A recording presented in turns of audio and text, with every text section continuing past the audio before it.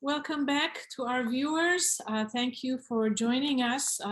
This is our symposium on inequalities and the increased risk of political violence. Our third speaker today is Professor Geoff Ward. He is Professor of African American Studies and faculty affiliate in sociology and American cultural studies at the Washington University in St. Louis. Professor Ward his scholarship is broadly concerned with racial politics and social control and the pursuit of racial justice historically and today.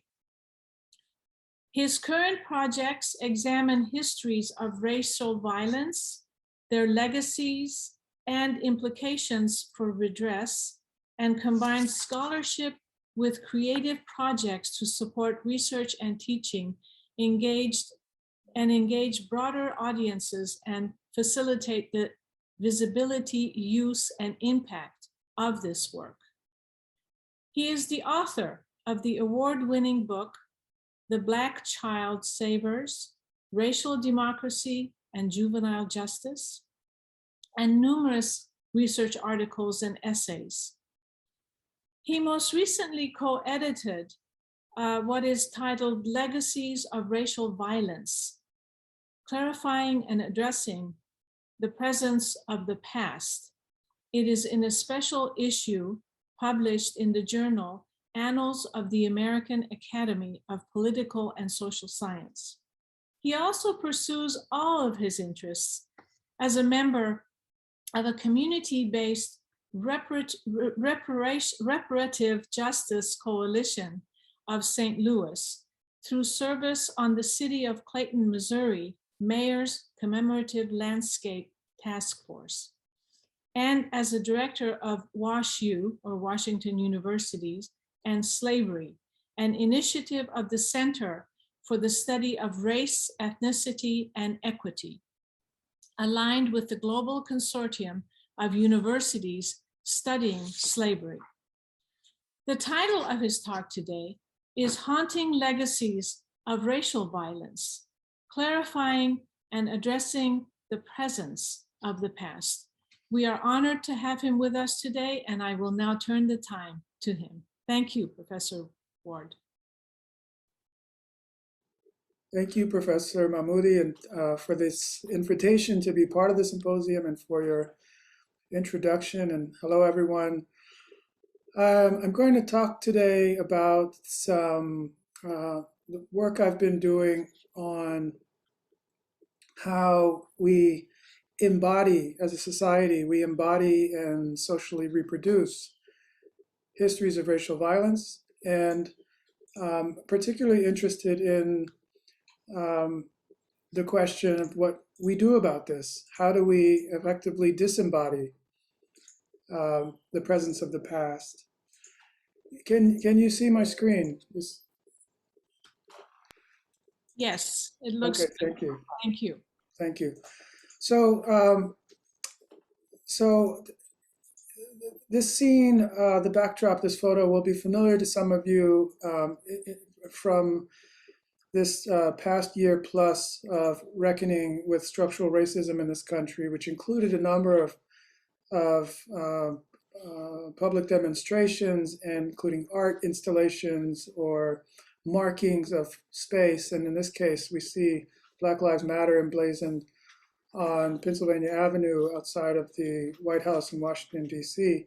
It's an example of what I'm going to describe in further detail today as a anti-racist memory work, or the way the commemorative landscape is being used to essentially facilitate anti-racist mobilization. Some general backdrop for this conversation is how we tend to relate to the past, and in this country, at least, there has been significant sort of determination to avoid a kind of engagement with the past as a phenomena that remains present. We want to think of it as something that's behind us. we seal it away almost as if in a crypt, with the illusion that the histories of settler colonialism and slavery and racial terror and so forth are no longer meaningful. But the evidence is overwhelming that this is just not the case. I'll begin with one example, which is this flag that was continues to be sold by a store in Georgia, but mostly online, called Hawkins Footwear, where you see a kind of mashup of one of the Confederate battle flags and the contemporary so-called Blue Lives Matter symbol, signifying support for policing in this country. And what the symbol does is very literally brings together the lost cause ideology of the Confederacy and the racial symbolism, the racist symbolism of the Confederate flag as a kind of marker of white supremacist ideology, with the contemporary counter movement countering the Black Lives Matter movement. Now, I want to note also about this flag that the store, Hawkins Footwear, has a physical location in Brunswick, Georgia. And the store is only a few miles from the site where an African-American man named Ahmaud Arbery was murdered in 2020 by white vigilantes who felt emboldened in that community to take this man's life, this man who they perceived to be in violation of some social norm or law and so forth, and they were self-appointed themselves as sort of arbiters of justice, which is an old American story. So, as Bergen Evans writes in The Natural History of Nonsense, we want to think we're through with the past. We may be through with the past in terms of our willingness to deal with it, but clearly the past is not through with us. And in my research over the past, I would say, well, really going back to the Black Child Savers, the book that was mentioned in my introduction, I've been interested in how racial violence travels over time and space. What is the afterlife of the history of racist violence?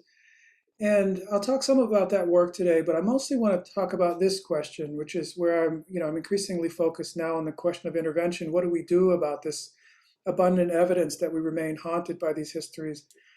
I'm really interested in the question of whether anti-racist memory work is an antidote to the historical trauma we embody and reproduce. And I'll talk about this in two parts. First, I'll review briefly some of the evidence of our embodiment of of the trauma of historical racial violence, namely the evidence that area histories of racial violence are pretty significant contributors to contemporary patterns of conflict, violence, and inequality in the same places today. And then the second part of the talk will focus on this question of monumental anti-racism, and specifically whether we can attenuate these legacies of racist violence through anti-racist memory work. And here I'm going to pay particular attention to two mechanisms I think are important here. One is the encounter that anti-racist memory work facilitates, like Black Lives Matter on Pennsylvania Avenue, and the capacities created through the organization of anti-racist memory work. And I'll flesh those out a bit further. So in terms of this idea of historical trauma, and this gets discussed in various ways, but I've been especially influenced by the work a number of humanists, including Morris Suzuki and Saidiya Hartman and Michael Rothberg and others, have done around this idea of structural inheritance and the way that we essentially contemporaries inherit structures and institutions and webs of ideas that are historically produced. Morris Suzuki writes that we live enmeshed in these violent structures, institutions, and webs of ideas for example, the symbology of the Confederacy. And though we may not be responsible for those acts of aggression in the sense of having caused them, we are implicated. We become implicated in them in the sense that they cause us. They contribute to the formation of contemporary identities. They contribute to the social structures that we live in, institutions that organize our lives, and so we inherit in this way then the responsibility to figure out how we might escape this yoke of history, yoke in the sort of oxen sense, this way that the past is continuing to shape our present. As was mentioned, I, with a number of collaborators, recently co-edited this special issue of the Annals of the American Academy of Political and Social Science, where we brought together scholars from a number of fields who could hopefully help push this body of work in new directions. I should say that this research on legacies of racial violence I'll talk to you about has largely been, the work I'm going to talk about is mostly sociological in nature.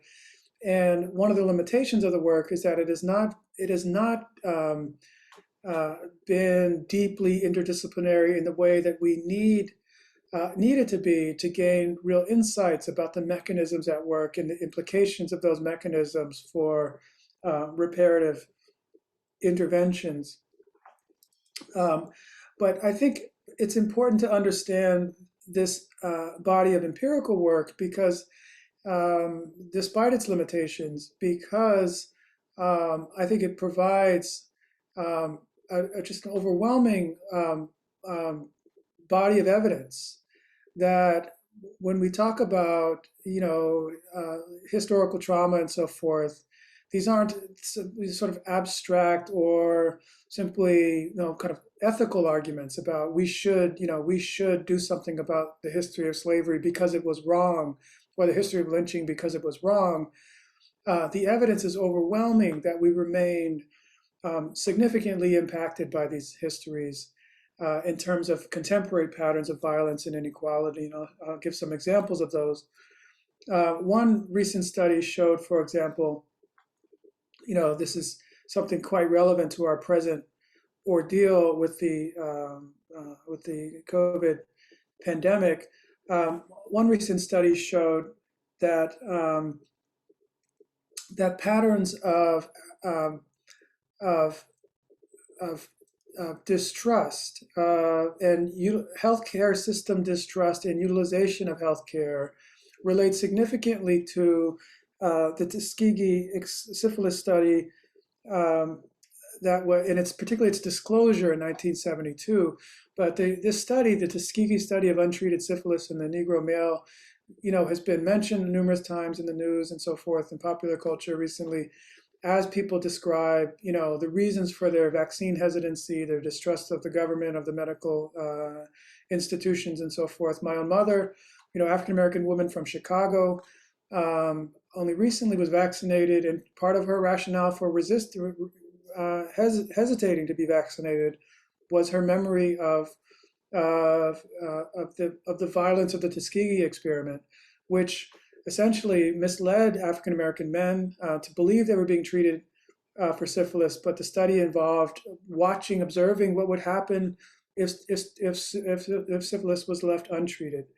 And what this study in 2016 showed, and the National Bureau of Economic Research showed, that after disclosure in 1972, outpatient visits by African American men declined significantly. But what's really striking about this graphic is that the effect of the disclosure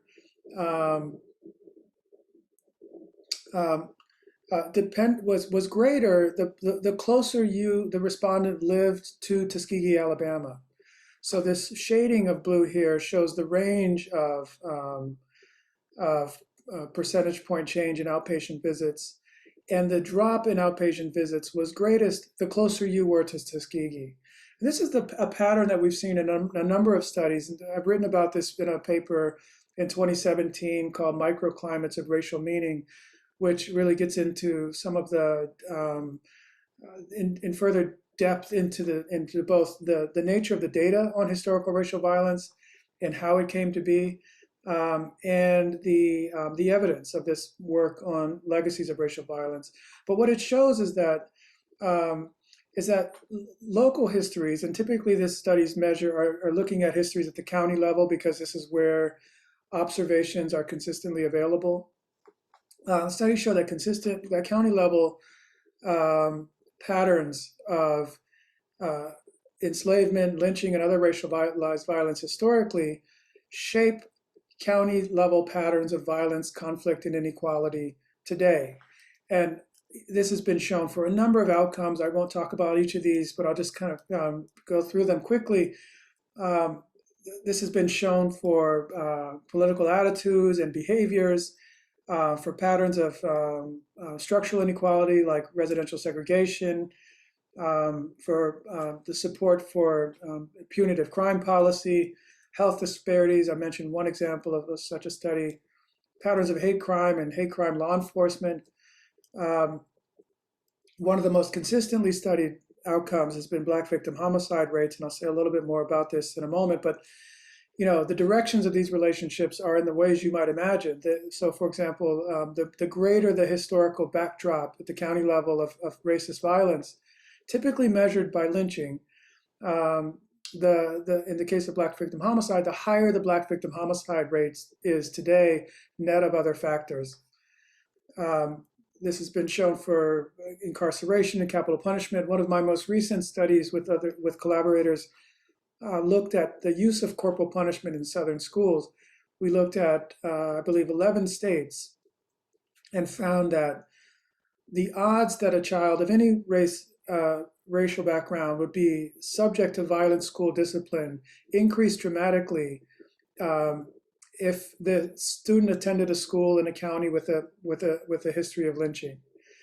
To give you a sense of the magnitude of this effect, the effect obtained for white and Black youth alike, and unfortunately we didn't have the ability to parse out beyond the Black-white binary these effects.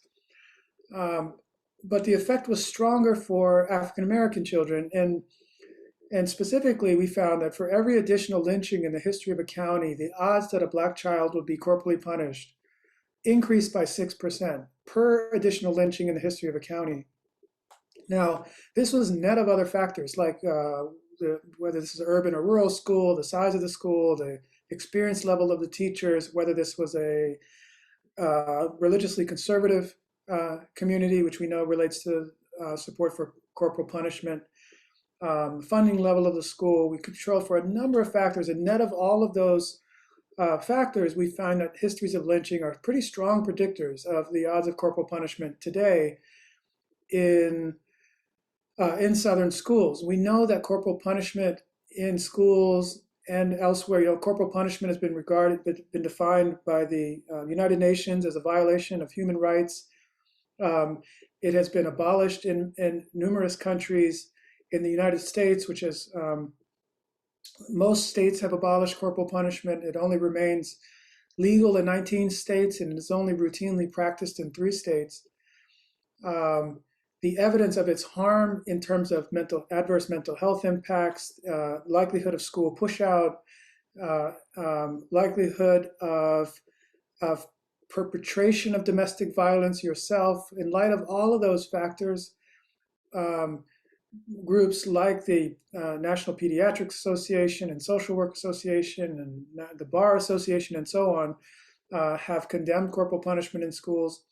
So this is an example of a practice that is, in a sense, recycling a history of racialized violence, a history manifest in previous generations as racial terror, lynching, as slavery, as non-lethal violence, is being recycled today in the 21st century in the form of racialized corporal punishment in schools.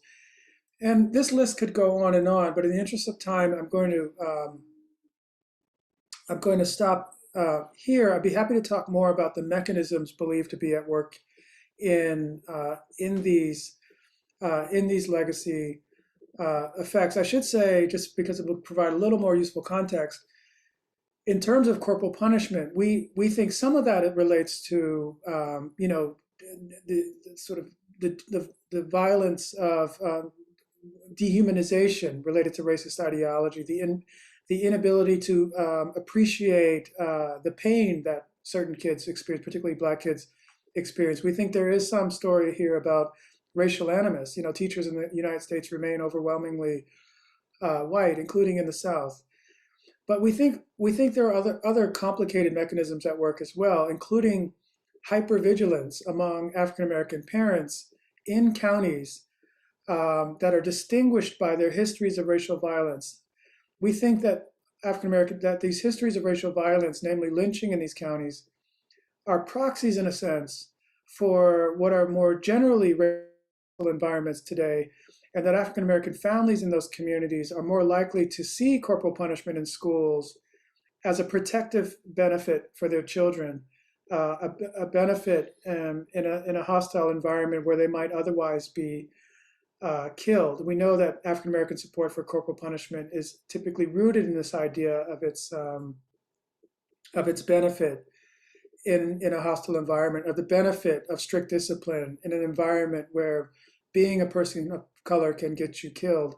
So we think that this is an example. We think this story is a complicated story of, again, the social embodiment of a legacy of racist violence that is reproduced in this way. The last thing I want to say about this list is that all of these studies that I'm sharing here look at histories of lynching as precursors.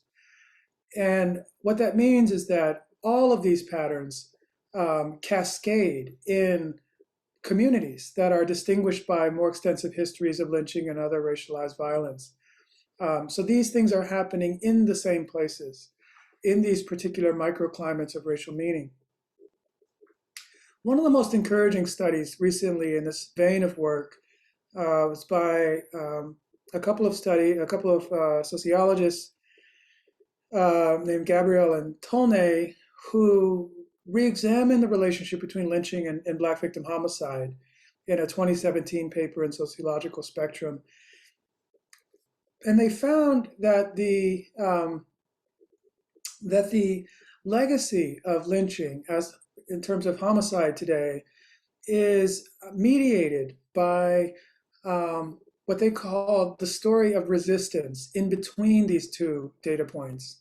This heuristic here sort of illustrates this is a heuristic from their article that illustrates their point. Most of these studies have looked at the distant past and the contemporary period and asked, is the past related to the present? Few studies have looked at the intervening period.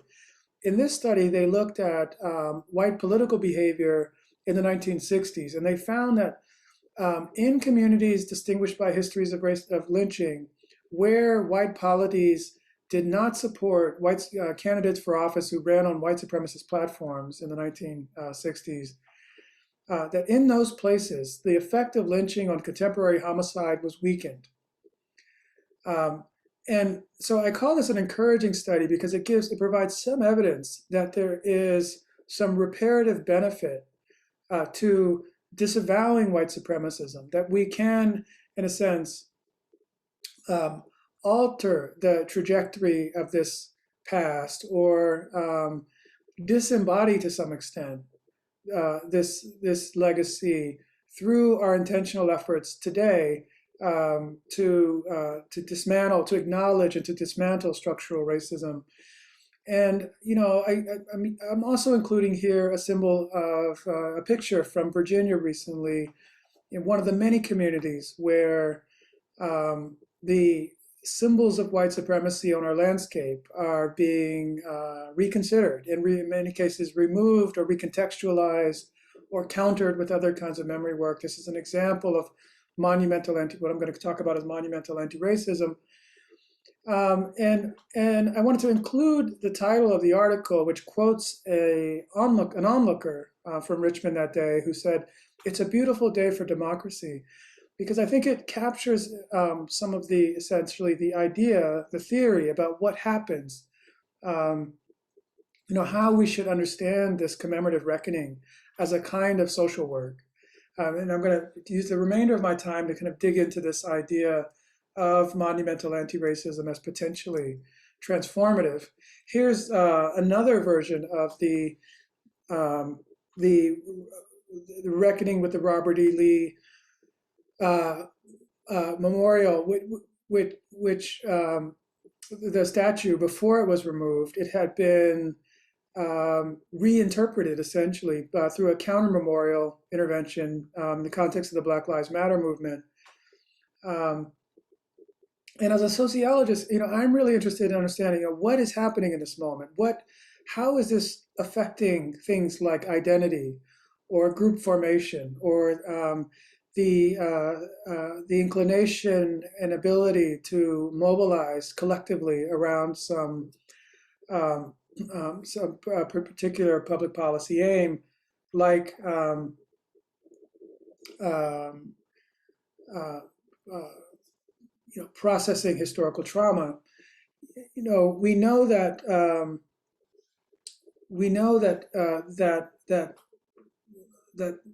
that processing trauma requires that we bear witness, that we acknowledge and bear witness to the source of our trauma. That this is fundamental to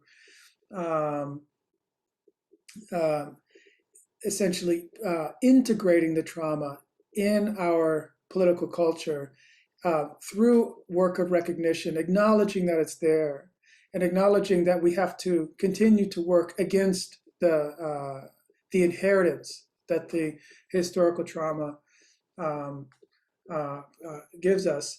One of my favorite authors working in this vein is Holocaust scholar Gabrielle Schwab, who writes in her work Haunting Legacies that she says, unless trauma is worked through and integrated, it is passed on to the next generation. And if this happens, the next generation inherits the psychic substance of the previous generation and displays symptoms that do not emerge from their own individual experience, but from a parent's, relatives, or community's psychic conflicts, traumata, or secrets.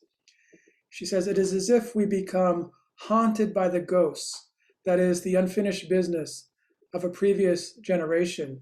The flag I showed you to begin with, the Confederate battle flag remixed as a 21st century counter to the Black Lives Matter movement, is an example of this haunting that we are dealing with today in the 21st century United States. So what do we do? How do we disinherit? How do we deal effectively with this haunting?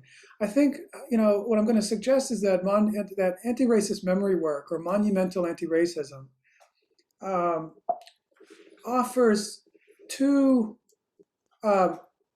key benefits, and there are probably more. And I'm really beginning to get into these ideas, so I hope I'm going to leave some time for dialogue. Maybe we can talk about this further. But I want to emphasize two things. One is that these commemorative interventions, as in the photo on the left at the National Memorial of Peace and Justice in Montgomery, Alabama, these are the markers, county markers, remembering histories of lynching across the United States. These are the doubles. So you've probably seen the pictures of the markers hanging in the memorial, but on the outskirts of the memorial, there are the duplicates that communities are challenged to bring home through community remembrance work. I'm going to talk about more in a moment. I think these memorials and monuments and other commemorative objects create encounters. The other thing they do is they potentially build capacities to work together to advance change. And this picture on your right is from the Civil Rights Reading Room in Nashville, Tennessee, which uses its archive and brings community members of different sorts. These are police trainees in Nashville, brings them in to process the archival evidence through various activities. In this case, the archivist asked the police cadets to identify with people in the photographs and imagine their experience. And in these photographs, there are pictures of police officers who were withholding their protection from civil rights protesters. The exercise asks them to think about the rule of law historically and to understand contemporary legal estrangement, the ways that communities continue to distrust people like them or who they will become, and essentially attempting to build a capacity to understand, but also to work more effectively with communities faced with this historical trauma. So in terms of motivated ignorance, the key point here is that, in terms of encountering difficult truths, the key point here is that we live in a context of deeply rooted and heels dug in around motivated or willful ignorance, this unwillingness to know, to understand. The late philosopher Charles Mills writes about this in his amazing book, The Racial Contract, where he says, one of the racial contract is a modifier on the terms of the social contract. And he says the racial contract is upheld by these moral and political and epistemological pillars. The epistemological pillar being an agreement among white Americans to routinely misinterpret reality. He says, quote, that white misunderstanding and misrepresentation and evasion and self-deception on matters related to race are among the most pervasive mental phenomena of the past few hundred years. And this deception is required cognitively and morally, and psychically required to rationalize the contradictions of our existence, to rationalize conquest and colonization and enslavement and so on, in the context of proclaiming to be a free country, for example, where everyone enjoys equal protection and equal recognition. So we see this in the memorial landscape itself, this motivated ignorance, this commitment to misrepresentation. One of my favorite examples of this is this Lewis and Clark statue, which was only recently taken down in Charlottesville, Virginia, where there is a gross misrepresentation of the nature of courage and leadership in this American story, where the Native American leader in this case, in this expedition, Sacagawea, who literally saved these men's lives and facilitated their exploration of the West, is portrayed here as a cowering figure. This is an example of the way we build the misrepresentation into our landscape, in the stories we tell about ourselves through the commemorative landscape. The statue was taken down. They first attempted to salvage it with a sort of corrective plaque that's at the foot. I should show you. I should have used a larger image. You could see this is actually stood in a traffic island and surrounded by shrubs. And they at some point later put in 2009 added a plaque in the shrubs that you couldn't read. It's in a traffic island. No one could read it. That said that Sacagawea was actually quite courageous and indispensable and so forth. But that proved not to do to do enough, and the community mobilized to have this removed, and it's now up for sale. Other communities are bidding on it, including the community of St. Charles, which neighbors us here in St. Louis. So it's an example both of the misrepresentation and of the reckoning with that. We know from the news all around us that this motivated ignorance is deeply entrenched. The Pew Research conducted a poll recently showing that nearly a majority of Americans, but particularly conservatives and white Americans, are opposed to paying attention to the history of slavery and racism. They consider it bad for the country, or if not bad for the country, irrelevant at least. We know that legislatures around the country are moving to prohibit exposure in schools to things like structural racism. I mean, I think most people have no idea what critical race theory is, but they have succeeded in, the conservatives have succeeded in demonizing this vein of critical inquiry into the nature of race as a structural phenomena and prohibiting exposure in schools. Another study recently showed that Black and white families differ dramatically in their inclinations to talk about race with their children and the way they talk about race with their children. This study looked at whether that changed before and after the George Floyd killing, and it found strikingly that African Americans' conversations with their children increased after the killing of George Floyd, were already higher than their white counterparts. It increased, and white families' conversations remained flat generally. But also, what was really incredible to me about this study is it showed that African American families were more likely to express concern that their children might be biased than white families were. Now, they attribute this to all these findings to white Americans kind of being invested in color blindness as a sort of strategy for dealing with the history and legacy of racism. If we just don't talk about it, if we don't see it, then we'll be a part of the solution. In this context of avoidance, the reckoning with the commemorative landscape becomes particularly meaningful.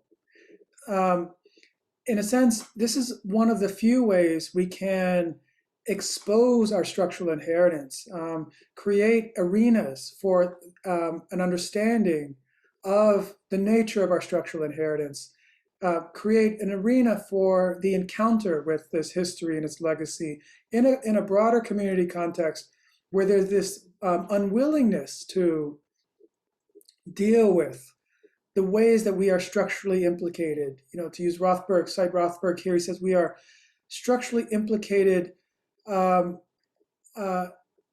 the way that the deeds of the past shape relations of the present. I love this photograph from Louisville in 2020 because it illustrates, I think, dramatically this point about encounter and breaking the silence. These young women, I would be willing to bet, would not have noticed this monument, would not have stopped to look at it, were it not activated through this work of vandalism. And I'm not here to encourage everyone to go out and vandalize monuments, but I'm pointing out that the social life of this monument changed through this anti-racist intervention, this protest intervention, breaking, in a sense, the erasure of the monument itself, the silence of the monument itself, this Confederate monument, the silence around the racism, the white supremacism of the Confederacy. So what I'm really interested to know, what happens in this encounter? What do they encounter? What do they do next? Do these young women talk to their parents about what they saw and ask what this was about? Or do they talk about it in school? Do they take another look at the Confederacy and its legacy? We talk a lot about monuments and memorials and markers and so forth when we think about memory work, but I want to take a little bit of time to acknowledge the incredible work that artists have been doing in terms of anti-racist memory work. And one of my favorite examples here, also illustrative of the different kinds of encounters that I'm talking about and also the capacities. One of my favorite artists is Sonia Clark, a fabric artist who has developed a number of exhibitions and artworks that deal with these issues. And this one called Unraveling and Unraveled, she hangs a Confederate battle flag in the museum gallery and invites visitors to collaborate in taking the flag apart. This does a number of things. One is it demonstrates how difficult it is to take something like this apart. So metaphorically, how difficult it is for our nation to extricate itself from this past. It takes commitment, it takes effort. It's not something we can simply accomplish by not talking about it. Another thing it does, though, is it brings people together to work collaboratively in this effort. And in this photograph, we see people who, phenotypically at least, appear to be a person of color and a white person who, in coming together to do this work of dismantling this flag, have the capacity. In fact, this is the artist Sonia Clark on the right. Have the capacity to come to see themselves and each other differently, perhaps less as antagonists in this drama and more as collaborators. And this is a capacity point I want to stress around the importance of anti-racist memory work. The professor Ronald Sly, who's a legal scholar and also a descendant of slave traffickers, made, I think, a very important point in talking about the benefits of truth and reconciliation practices for white Americans and whites in other contexts where their similar stories obtain. He says that these practices allow whites to acknowledge, on the one hand, the actions of their ancestors, and also to separate those actions from their own modern identities. You know, as a university professor, and who teaches in the area of race and justice and so forth, we've been doing that for a long time, I've met so many white students who are at a loss. You know, what do I do to acknowledge this history and to productively distinguish my own identity from this past, this history that was done in my own name. You know, the history of segregation that meant to create advantages for me today. What do I do to disavow that inheritance? Is the question I've heard many students ask. Another of Sonia Clark's arts installations is called Monumental Cloth, where she is recovering the history, the memory of the Confederate flag of truce. This is the flag, it's in the Smithsonian, where the Confederacy waved to surrender. And she says, you know, this is the flag we should know, not the battle flag. We should know the truth flag, because this is what kept the nation together. And so she's, in her art practice, in her installations, she's taking on the work of planting this image in our public memory, in our collective memory, in our national identity, in our political culture. And again, she, in her installation, she builds in this collaborative participatory element. And this was at a gallery in Kansas City where I went to see this exhibit. And that's me sitting there at the loom. She had a couple of looms in the gallery space where visitors could make more of these flags. Unfortunately, I couldn't take it home, but you could make more. The point was to make more of these, to proliferate the Confederate flag of truce so that it can be distributed in mass and hopefully begin to compete with, at least, if not overtake entirely, the Confederate battle flag that is so deeply seared in all of its conflict, in all of its incitement to violence and animus and so forth and resentment, so that it might replace that flag. University of Virginia, universities are playing critical roles in this memory work. University of Virginia recently completed its memorial to enslaved laborers. And what's particularly, I think, important about this space is that it is not simply words on a pole that acknowledge the history of slavery at the university, and the exploitation of an estimated 4,000 enslaved people who lived and worked at the university. But instead, it literally creates a site of conscience, a place for reflection, a place for where you can really sit with this history and its legacy, where you can almost you cannot avoid the encounter so easily. But also they designed it as a park where groups could come together to meet and to use the energy of the space to build their capacity to work collectively and advance change. I've been exploring at my own university different ways of approaching this work. And we have a program here called a teaching gallery where faculty can guest curate exhibitions. So I designed this exhibition. You can find it online, the catalog and the virtual exhibition that I titled Truths and Reckonings, the Art of Transformative Racial Justice, that is envisioned as a pop-up memorial museum in our university art museum, where I used artwork and historical documents to stage an encounter for members of the university community, but also the broader community, to learn about the histories and legacies of racial violence that I focus on in my research, and to explore how museums can can, while we wait on national institutions like legislatures and so forth um, to show leadership in this area, how can we mobilize our own local community institutions to do this reparative work? This work manifests in so many important ways. I want to just acknowledge some of these briefly. The work we're doing in St. Louis with Equal Justice Initiative, I'll close on in a second. I worked with Monument Lab on its National Monument Audit, which is an important study that was recently, I think last week, released. I encourage you to take a look at that. It's the first time we've taken stock as a nation of the stories we tell on our memorial landscape.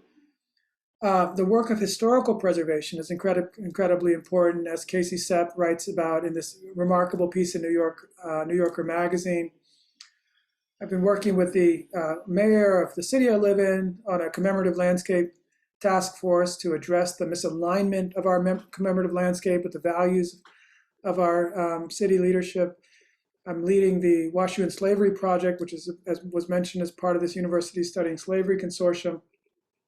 And I've developed a course on this topic of monumental anti-racism, in part because I want to study these issues, but also because I want to bring students with me into the work of reflection on what this means and what we might do as stakeholders in pursuit of commemorative in pursuit of the reparative benefits of memory work.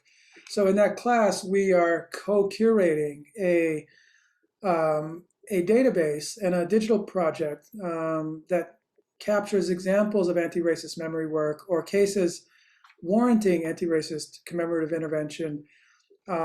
We've been focused mostly on the US, but this semester we're in part we're shifting our focus to outside the United States.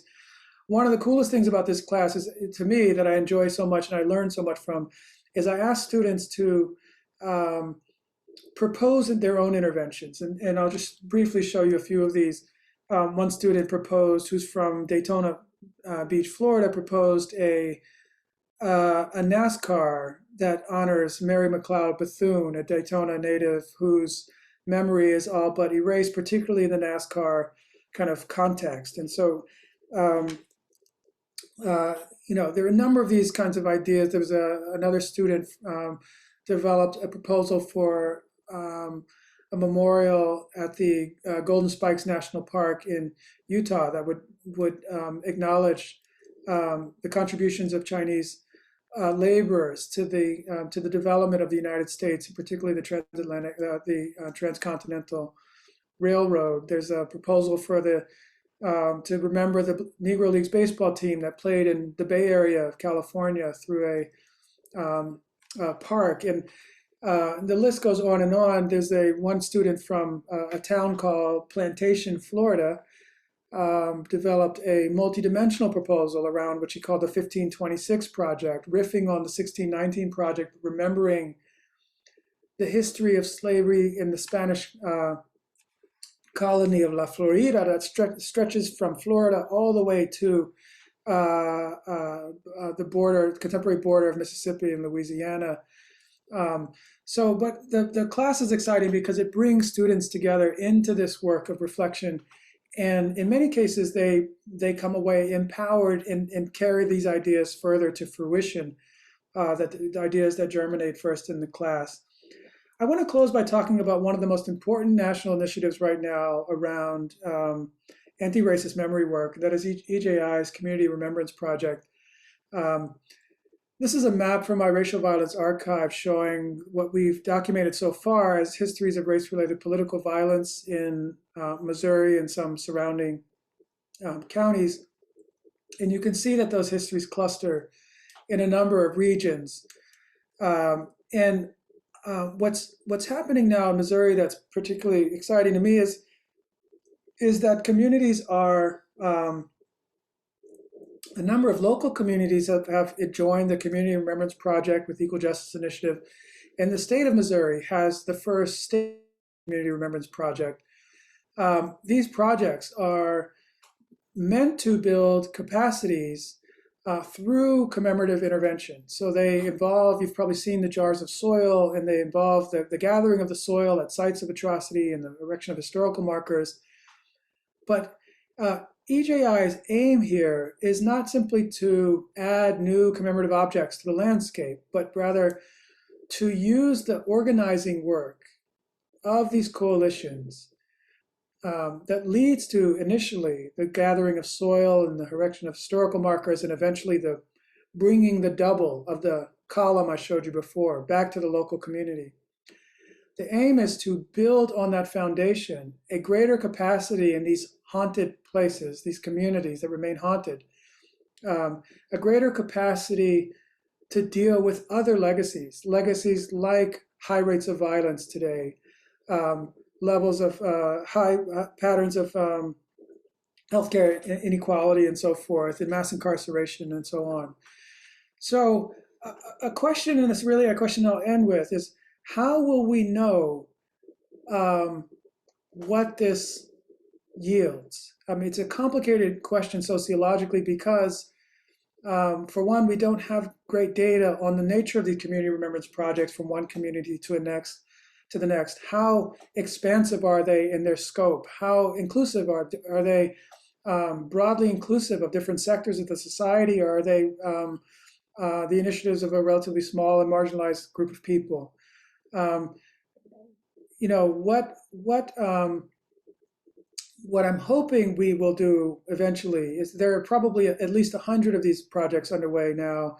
I'm hoping that EJI will share more information about what these initiatives are, which cities they're active in, and also how they're organized, so that we will be able to determine at some point whether this, in fact, attenuates the legacies of racial violence I began with.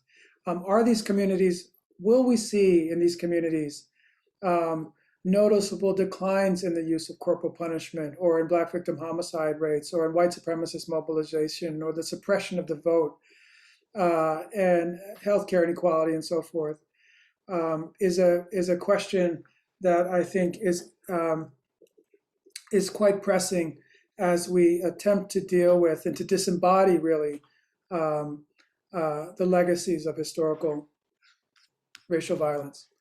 Thank you very much. Thank you so much, Professor Ward. Fascinating presentation, and especially with the way you use the arts to bring people together to grasp a better understanding of the history of racism in America. I wanted to read, there are, now to the audience, this is the time to please ask your questions in the Q&A function. But we already have some comments to which you may wish to respond from Jonathan Gamble. In rereading the blood of Emmett Till, I'm now struck even more by listening to you, the almost mirroring of the connections between Mississippi and Chicago, decades prior to his lynching, and yet continuing to the present day. Also, the contribution of political racial overtones, rhetoric, contributing to the current violence and inequalities divide continuing. How the last dying grasps in this society have been given carte blanche through political leaders' rhetoric, and then gratitude heartfelt for bringing up the power of the arts to not only reproduce but render visible not only a progressive reality of history, but the power to change the dynamics. Well, wonderful. I would love to respond quickly. And I'm sorry I didn't leave more time for dialogue. As you can tell, I'm really excited about these issues, and there's so much I want to share. To the one of the first comments talked about connections between Mississippi and Chicago, and I just wanted to share that intrigue. You know, I'm from Los Angeles originally. I grew up in Los Angeles, California, and while these stories are certainly salient in that Southern California context, the pathways are less clear, in part because of the sort of way coastal California presents itself as very much contemporary and looking into the future, and there's very little acknowledgement of the past and its present. So when I had the opportunity to come to WashU in St. Louis, Washington University in St. Louis, I was really drawn to the Mississippi Valley. I've been doing collaborative work here in Mississippi in particular for many years. My work in this area began at a meeting at Tougaloo College, in fact, back in 2007, where I began collecting data on racial violence. But part of what's really important to me here about the comment is, I mentioned this county-based research, and one of the great limitations of this research is that it doesn't deal well with the fact that people don't stay put. People move. And in fact, in the Mississippi Valley, there thousands, probably millions of people, internally displaced people, African Americans who were forced to leave the South, either through threat of lynching and so forth, or simply to find opportunity for their families economically and educationally and so on. So when I got to St. Louis, I was really interested to sign. I told people I came here because I do this work and I'm really interested in doing the work here.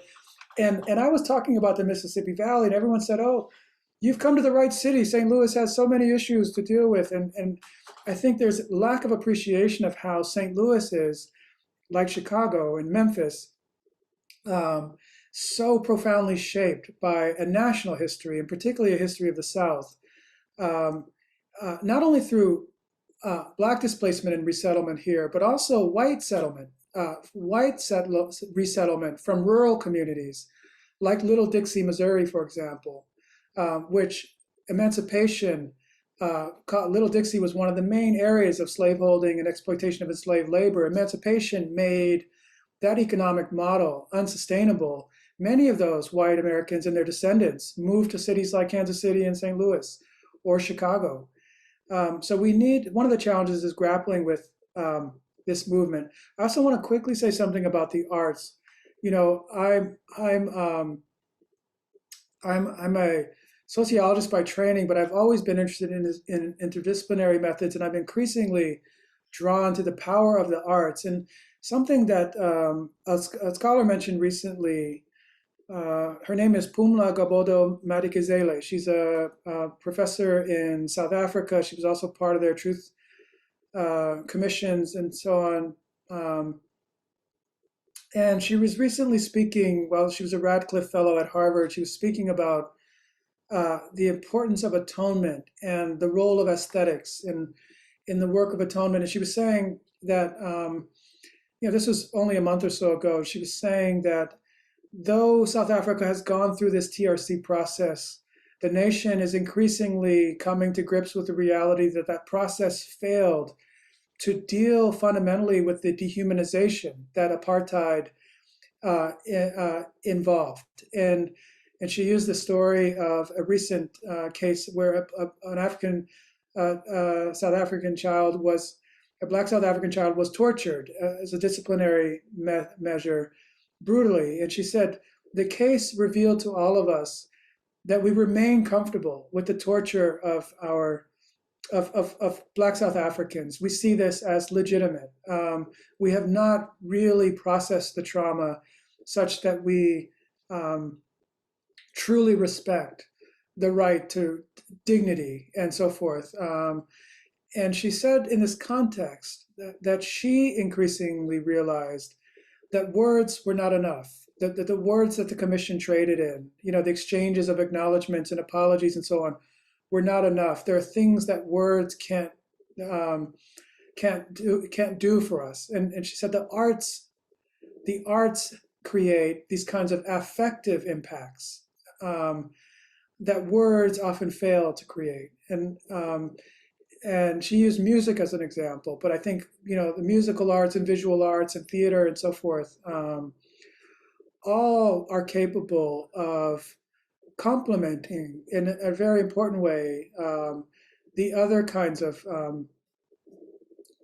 acknowledgments and encounters and so forth that we need. Thank you very much.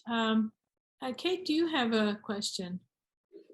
Actually, it follows on from what you were just saying about international context. I'm wondering what the collaboration is or connections are between communities kind of in different areas who have experienced similar things, so say between South Africa and the US or or other countries? If you could speak a little bit about that. Thank you for that question. You know, it's one of my great frustrations with this body of work, at least, and I have to acknowledge I'm in my own kind of disciplinary areas, so I don't have a mastery of the whole field. But I think my impression is that the work in the U.S. context has not really been engaged much at all with contexts outside of the United States, and I think we're getting to a point where that will begin to change, but in part because of the kind of maturation of this field, where it was sort of, for earlier part, it was sort of, kind of a marginal field, and increasingly, thanks in part to the broader context of acknowledgement and awareness, people wanting to have this conversation more, I think it will begin to become more comparative and international in scope. And I think the South Africa is obviously one context. I have contexts in the DRC, the Democratic Republic of Congo, and I've a family member who's in part of the government there, and I asked him, does this resonate with you at all, this work on legacies in the U.S. context? And he said immediately, this is the story of the North. And I think if we had that conversation with people in a number of in other national contexts, and I would love to find ways to partner in that with whoever's interested. I think if the same question was presented, in the context of, say, Ireland or various post-colonial settings and so forth, India. I mean, I can think of a number of places where this. I think that we would see both informative similarities and differences, and this goes also to the work of repair. I want to, on your point, on this important question, I want to note the within national context of the question, because here in St. Louis, for example, we have growing numbers of now Afghan refugees, but we have previously we have large numbers of refugees from the former Yugoslavia. We have refugee communities from Africa who are the African refugee population is settling in the same communities where African Americans had been segregated in St. Louis, and are inheriting the structure of that exclusion. They're inheriting greater exposure to environmental contamination, for example, degraded infrastructure in terms of housing and education and so forth.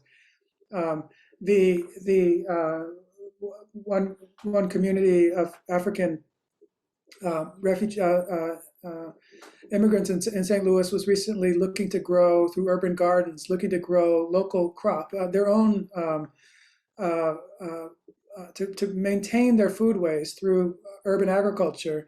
And the city was inclined to donate land for that purpose, but it had no more land that was not contaminated to donate in those communities. So it's an example of how the displacement elsewhere, which is oftentimes ethnically motivated and so forth, combines with and compounds the displacement, the sort of structural inequalities here. I think the hopeful side of that story is that if we recognize this more and we talk about this more, we have the ability to diminish the social distance that sometimes obtains between groups of, say, recent immigrants and long resident populations.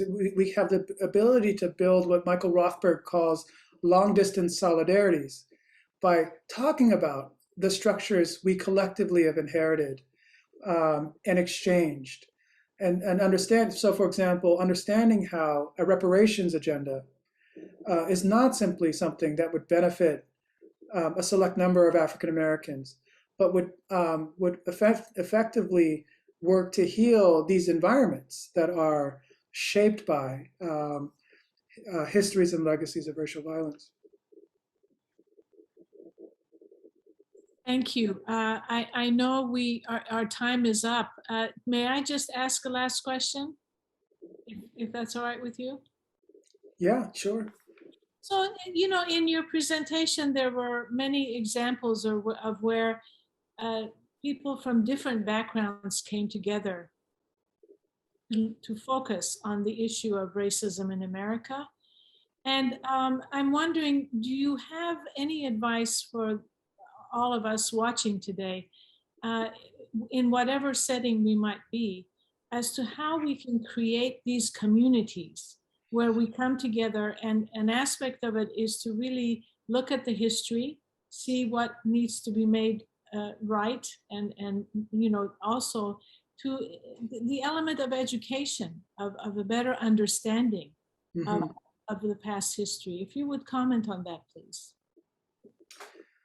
Well, I'm glad you asked this question, because in my presentation, I probably made it look easier than it is. And I don't have to tell you that. I'm sure you have a depth of understanding about how challenging that can be.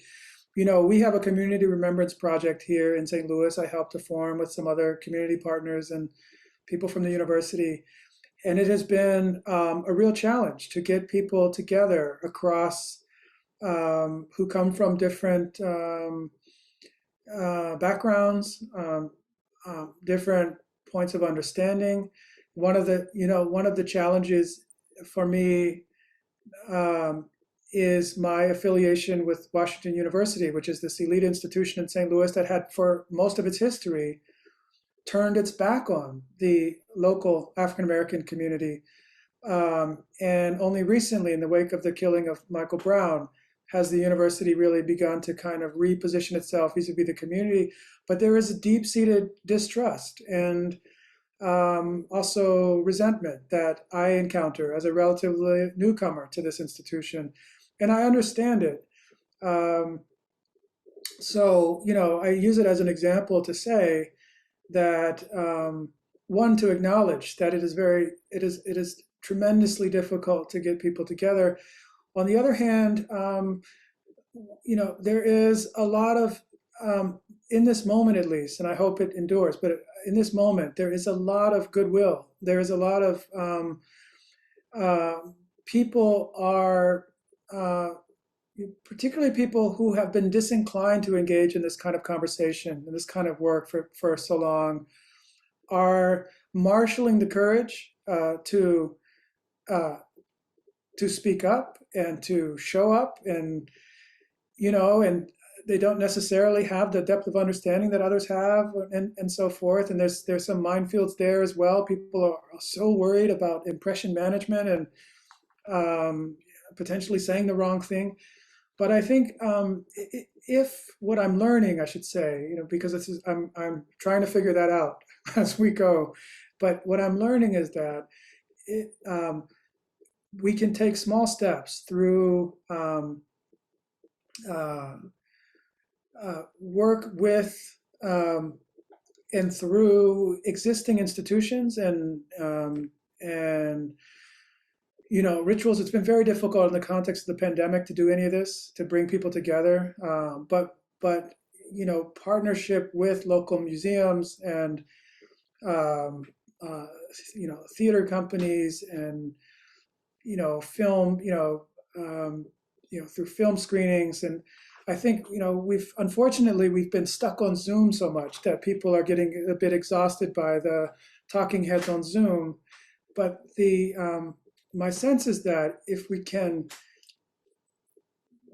build collaboratives coalitions that kind of seed their work in the community in different ways, really through what we've begun to do increasingly with our coalition, the Reparative Justice Coalition, is think of ourselves really as a network of interested people who are going to do this project with EJI, but we're also just sharing information about, for example, activities in our community, a cleanup happening along the river here, or this past weekend, there's been an effort to survey the graves at a historic Black cemetery so that it can be so that they can complete an application for a national registry. Registry is a national landmark, which will bring capacity for grant making to that institution and add to the sustainability. So we share that with our network, and we say, hey, if you can come out and help survey these, this is, please do, you're all welcome. And I think if we can sustain that kind of activity and sort of helping people see that it's not as scary as they think, and that there are meaningful things we can do in our community, without the penultimate solution or the national whatever, then I think it keeps more people, it keeps people engaged, and it will continue to draw more people into the work. That's my hope, at least. Thank you. That's very helpful. Very much appreciated. I'd like to thank you again for a wonderful presentation. We appreciate your willingness to join in this symposium today, which has been extremely important to our better understanding the issues of inequalities and violence, both in this country and globally. So we thank you, Professor Ward, and it's a pleasure to have you today. Thank you again for the invitation. It was a pleasure to be with you. Thank you. And to our viewers, I just want to remind you that we have one more event coming up this semester, and this one is scheduled for November 16 at 2 p.m. Eastern Time. We have invited Dr. Jacoba Williams from the Rand Corporation. She's an associate economist who will talk to us about Confederate streets and Black-white labor market differences. So we hope that you will sign up and join us on November 16th. And we thank you very much for joining us today. And remember that all three presentations today have been recorded, and they will be up on our YouTube channel within the next few days. So if you need to listen to them again, which I highly recommend, you can, of course, access them. Thank you all, and we hope to see you next time. Bye-bye.